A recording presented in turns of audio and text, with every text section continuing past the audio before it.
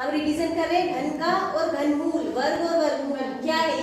घन नाम से क्या मतलब है और घनमूल नाम से क्या मतलब है। घन का मतलब होता है किसी भी चीज का घन, मतलब वो तीन तरफ से है।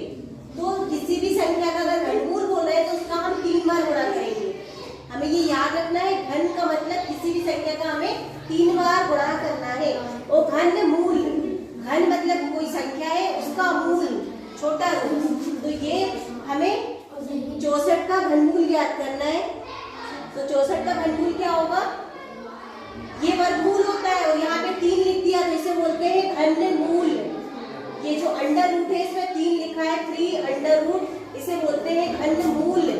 तो 64 को हम लिख सकते हैं 4 गुणा 4 गुणा 4, 4 चौको 16, 16 चौको 64, 3 4 की घात 3, तो ये 3 से 3 कैंसिल हो जाता है, ये आ गया 4। 64 का घनमूल आ गया 4।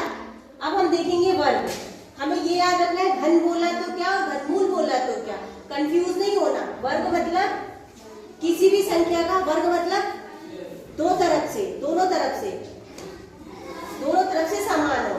तो 4 का जब वर्ग करना है तो 4 का 2 बार गुणा करेंगे, 4 चौको 16, 4 का वर्ग होगा 16।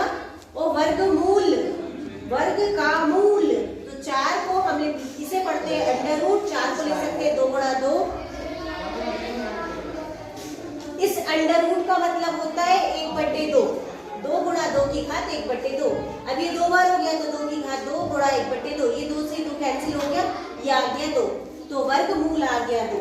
इस प्रकार से हमें याद रखना है कि घन का मतलब क्या होता है और घनमूल का मतलब क्या होता है, वर्ग का मतलब क्या होता है और वर्गमूल का मतलब क्या होता है। अब हम यहाँ देखेंगे 1 से 10 तक संख्याओं के वर्ग और घनमूल, वर्ग और घन, सॉरी वर्ग और घन।